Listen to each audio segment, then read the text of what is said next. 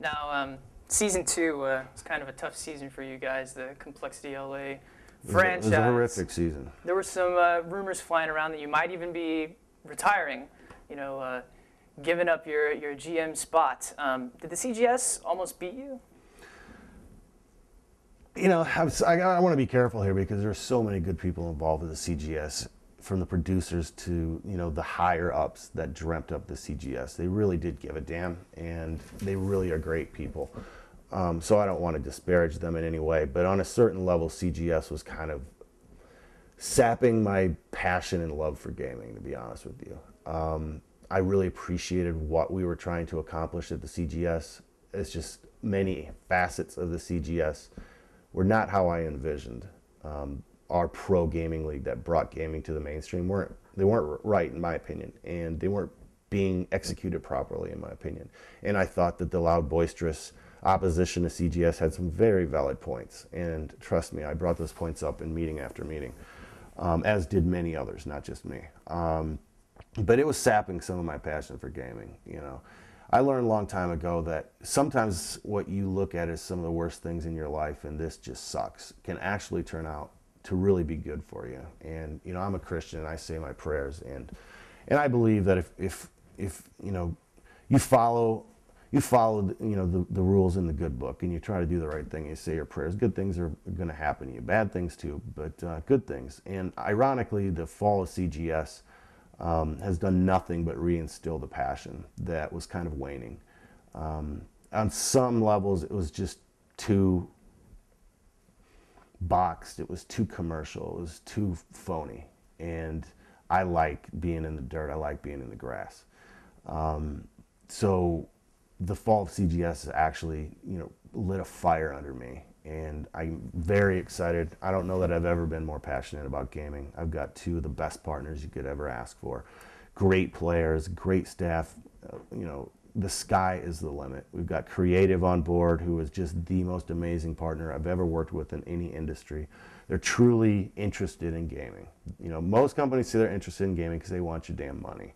Creative is truly interested in gaming. They're truly interested in complexity and what we're trying to accomplish. And we're discussing very exciting things like branded headsets and sound cards and all these things. And they want our players' opinions. They want us to help develop their products. It's not some bullshit marketing scam.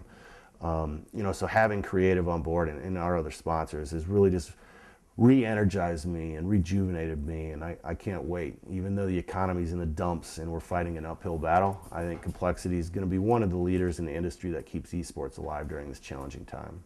I'm going to read you a quote. This is from MYM. Following the closure of the CGS, Jason Lake's dream is shattered. He has lost everything he had in esports, even the name and brand Complexity, which is now owned by DirecTV. In an open letter to the Complexity community, Jason Lake admits he is out of money and cannot run Complexity on his own anymore. How close were you to saying goodbye to esports? I was real damn close. Quite frankly, the day the team left for EG was the lowest point I've ever had in gaming. Be honest with you, I told my wife I just needed a break, and I went and spent a couple days in a hotel because I love my kids, but it's really kind of hard to focus your life and make big decisions when kids are running around screaming all the time. And I locked myself in a hotel room and got a case of beer and just sat and stared at the wall and tried to figure out what the hell I was going to do. And some very dear friends of mine, who I won't name, but they know who they are, were calling me and telling me, listen, this is not the end. You need to dust yourself off. And if you watch our comeback movie, Welcome to the Riot, when I heard that song pretty much personified my life at that point. The lyrics go, are you down? Are you sad? Are you pissed off? Are you angry? Well, you're not the only one that's going to stay the course. Let's shake shit up. Let's rock the boat. Let's start a riot. And, when I had the opportunity to bring on Jason Bass and Alex Conroy to help me bring the organization up from the ashes, it was an opportunity I couldn't pass up. And I'm not the kind of person who takes failure well. I don't take it lying down. And, regardless of if I had just given up, some people might argue that it wasn't a failure. The complexity run was a good run, but to me it was a failure because that's not how I want to leave it.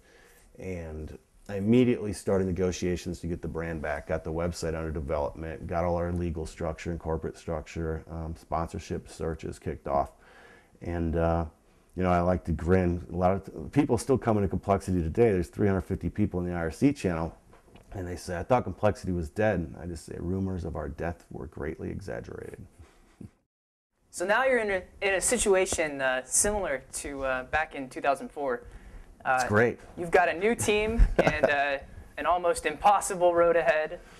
What are you going to do differently this time? You've learned from the past.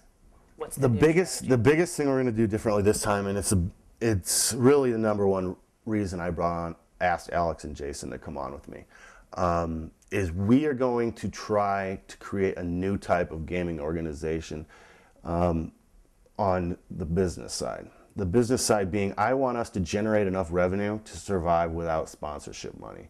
The traditional way of doing esports just simply doesn't work. Only a couple wonderful organizations like SK and so on and so forth have survived. Going to sponsors every December and begging for money so your organization doesn't die is not the way to do it. We are focusing on generating other revenue sources through advertising, through video ads on Noobflix, and hopefully working with our partner Creative to brand Complexity headsets, Complexity sound cards, and other Complexity products. So when you go to Best Buy or you go to Walmart and you buy a Complexity headset, you're helping Complexity because you're making us a few bucks.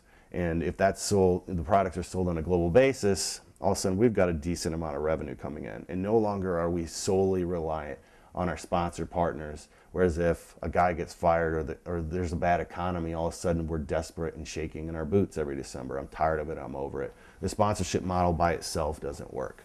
So what we're really focusing on the business side is generating this revenue so we can become a self-sustaining entity and we can be around for the next 20 years because we've got a real business and we're making real revenue.